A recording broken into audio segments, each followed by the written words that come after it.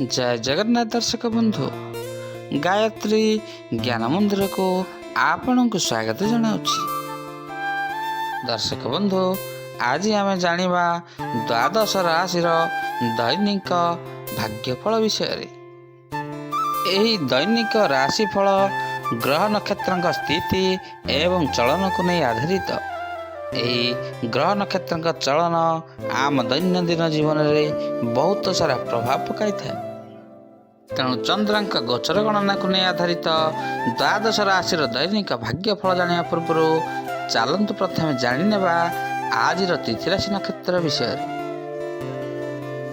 दर्शक बंधु आज हूँ 26 जनवरी 2024 शुक्रवार माघ मास कृष्ण पक्ष प्रतिपदा रात्र 1:21 गते द्वितीय। आज हूँ पुष्य नक्षत्र दिवा 10:29 गते अश्लेष नक्षत्र। आज हूँ कर्कट चंद्र अहोरात्र। आजिर पर्वोत्सव माघ व्रत आरंभ साधारणतंत्र दिवस। आजिर शुभ बेला सकाळ 8:36 ठारू दिवा 10:50 पर्यंत। आजिर सूर्योदय प्रातः 6:24। सूर्यास्त संध्या 5:32। आजिर राशि मास मकर 12 दिन। आजिर घात बार बिछा धनु और मीन राशि। आजिर घात चंद्र नास्ति। आज पानी कखारु खाइबा निषेध अटे। दर्शक बंधु ये रहा आज तिथि राशि नक्षत्र विषय। ताले चलतु एवं आम जान आज द्वादश राशि दैनिक राशिफल विषय। आगु आपण मैंने जदि आम चैनल को नुआ कर किंबा ए पर्यंत चैनल को सब्सक्राइब करना दयाकोरी चैनल को सब्सक्राइब करनी आउ तले बेल आइकन टी बजाई दिंतु जहाँ फल प्रत्येक दिनर आउ प्रत्येक मासर राशिफल अपलोड होगा मात्रे आपण पाखे प्रथमे जाई नोटिफिकेशन पहुँचीज आउ आपण सर्वप्रथमे आमर भिडियोटी को देखिपारे। ताल दर्शक बंधु चलतु आज भिडियोटी को आरंभ करनेबा। भिडियोटी को आरंभ शेष पर्यंत देखंतु।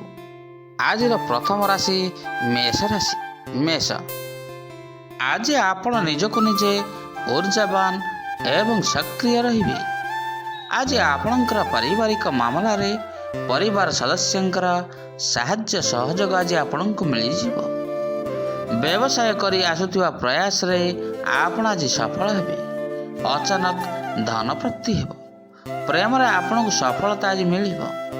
ऑफिस काम रे कोनसी दूर स्थान को यात्रा जाई परंती। आज कोनसी प्रभावशाली व्यक्ति सहित आपणकर देखा साक्षात हेबो। बेकारन को रोजगार अवसर प्राप्त हेबो। आज अन्य मानकर परामर्श रे आपणकर लागि लाभप्रद हेबो। आज आपण राजनीति रे आर्थिक लाभ करिबे। आसंतु जानिबा आज वृष राशि विषय। वृष आज आपण एभली कार्य करंतु जहाँ आपण करिपारिबे। आपणक भावना को सकारात्मक रखंतु। व्यवसायी माने कौनसी अनुभवी राय ने आज आग को बढ़िया दरकार। स्वास्थ्य रे उन्नति एवं अवनति आज आपणकर लागि रहिबो। कौनसी क्षेत्र में जीवन साथी सफलता जो आपणक परिवार रे आज खुशीर परिवेश रहिबो। छात्र छात्री महत्वपूर्ण लक्ष्य उपर आज आपण टिके ध्यान लगाइबे। आपणकर आत्मविश्वास वृद्धि पाइबो। आज व्यापार रे कौनसी नुआ अनुबंध होई पारे। संतान पक्षरु कौनसी शुभ खबर मध्य मिलिबो। पारिवारिक जीवन सुखमय रहिबो।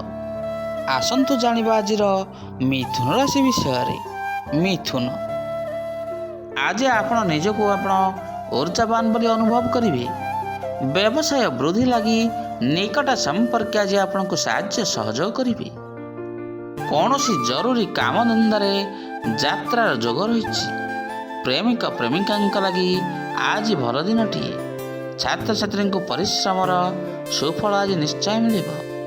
आज ऑफिस रे कामर बोझ मध्य बढ़ी पारे। କାମଗୁଡ଼ିକ ସମ୍ପୂର୍ଣ୍ଣ କରିବାରେ ପରିବାର ଲୋକଙ୍କର ସାହାଯ୍ୟ ସହଯୋଗ ଆପଣଙ୍କୁ ମିଳିବ। ଆଜି ଆପଣଙ୍କୁ ଲାଭର ସୁଯୋଗ ରହିଛି। ଆଜି ବ୍ୟବସାୟରେ ପ୍ରତିଯୋଗୀ ମନୋଭାବ ପରିତ୍ୟାଗ କରନ୍ତୁ।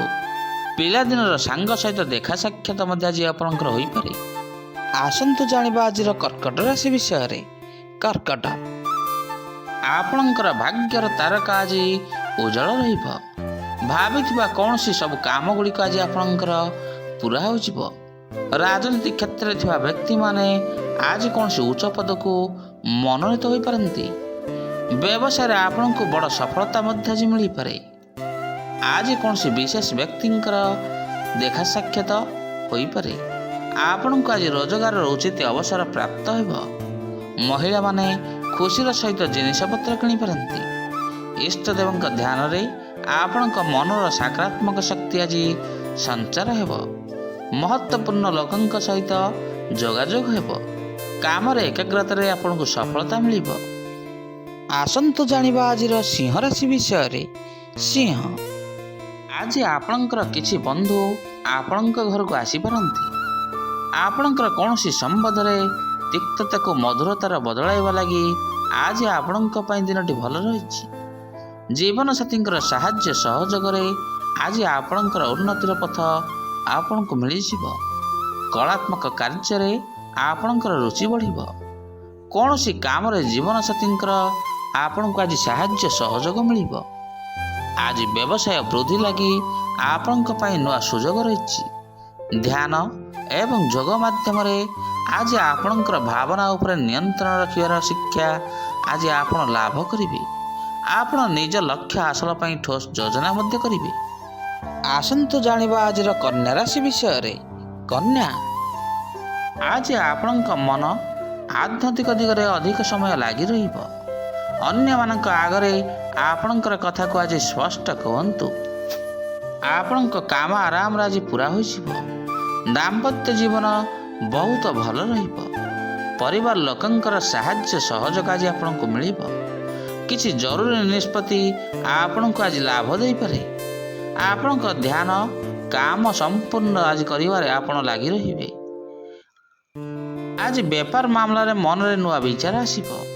ଖାସ୍ ଲୋକଙ୍କ ସହିତ ମିଶିବା ଆପଣଙ୍କ ପାଇଁ ଆଜି ଲାଭପ୍ରଦ ହୋଇପାରେ। ପରିବାର ଲୋକଙ୍କ ସହିତ ଆଜି ଆପଣ ସୁଖଦ ସମ୍ପଦ ସ୍ଥାପିତ ହେବ। ଆସନ୍ତୁ ଜାଣିବା ଆଜିର ତୁଳା ରାଶି ବିଷୟରେ। ତୁଳା, ଆଜି ଆପଣ ସମସ୍ତଙ୍କୁ ସାଥିରେ ନେଇ ଆଗକୁ ବଢ଼ିବାର ଦିନଟି।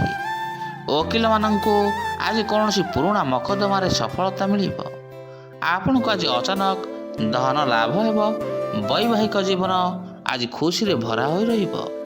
ସନ୍ତାନମାନଙ୍କ ପକ୍ଷରୁ କୌଣସି ଭଲ ଖବର ମଧ୍ୟ ଆଜି ଆପଣ ପାଇପାରନ୍ତି।